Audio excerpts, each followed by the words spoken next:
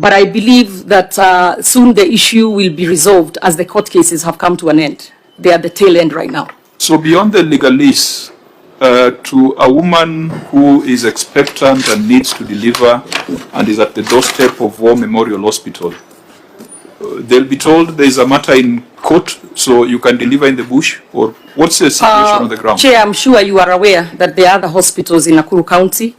As a responsible... I'm talking about that woman who perhaps lives just next to it.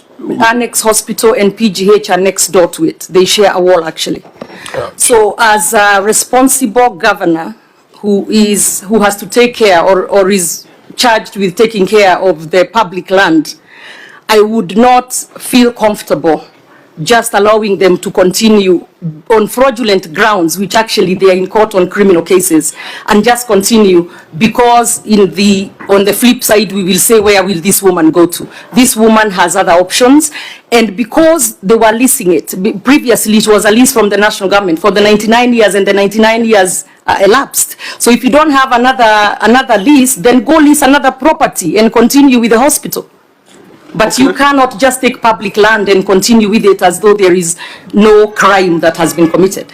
So members, legalese versus lives, legalese versus livelihoods. What is astonishing to me is that even from the legal perspective, if you look at the court order from the Court of Appeal at Nakuru, it's a consent order.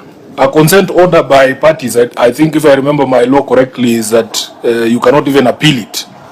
You cannot appeal a consent order, an order that is issued by consent of the parties. And if you look at the terms of the order, at paragraph 2 there, it's at page 368, Chair.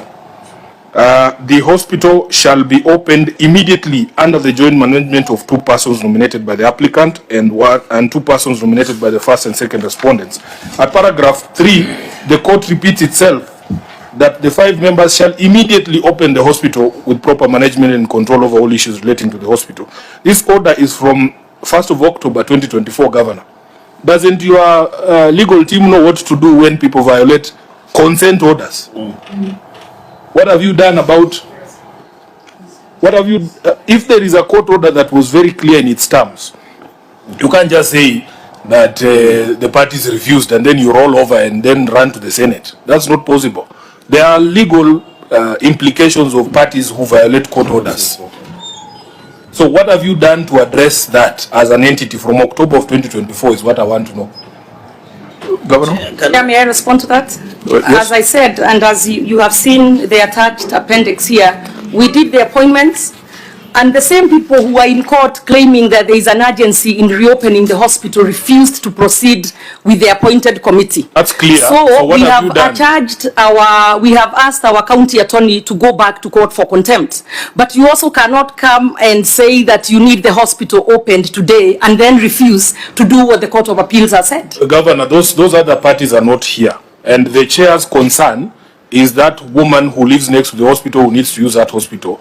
If we have agreed that the hospital is going to be opened immediately, from October of 2024, we are now in July of 2026. Yes. Governor, you can't sit there and tell us that today is when you have instructed your council to go back. When did these people violate this court order? Since then, they were called by my people to come and open the hospital, and they declined. They said they will not participate. Our concern is not what they have done or not done. What have you as a government done? Because you should have gone to court immediately the same day and told the court that these people are in contempt of the court. We are not the ones with the urgency to open. It is them. So if they do not want to open together with the county... Governor, you will get into a lot of problems. Governor, please just calm down, because that's a dangerous... It's a dangerous statement. By the way, I'm completely calm down. You haven't seen me up. Governor, we've seen you when you are calm. You are not calm. So please... You're trying to put words in my mouth. No, the chair is trying to help you. I'm trying to help you, Governor. No, don't help me. I'm trying to help you. I have the prerogative as a chair to guide this meeting. There is no responsible county governor that can say that they have no urgency to open a health facility. That cannot be something... No, order, Governor. Order. You're telling me not to help you, now you want to respond. Do you want to say those condescending remarks on record? I mean, yes. You are saying the chair is condescending?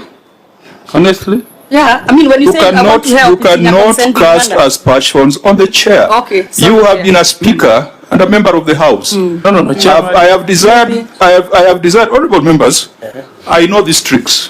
Which When issues are heavy, people resort to side shows so that we terminate the meeting. This meeting is not terminating. This meeting shall continue. Whether the client is hostile or not, we shall continue. So, Senator Sifuna, please proceed. You know, Chair, the question was very straightforward, Governor. If we go to court with you and the court says you guys go and do this, if the other party doesn't do that, and you're being let down by your legal team, they know what to do, unless there is something that you're not telling us. Because I had somebody introduce themselves there as a county solicitor. Yes. You have in-house legal help. You have a court order for the people of Nakuru. Why is it not possible for you to go back to the court and say, these guys are in contempt of court? Is there a story that you don't want us to know? Now, members, let's get the interjection so that, because I do not want an exchange between the governor and my committee, let the governor take note of the questions.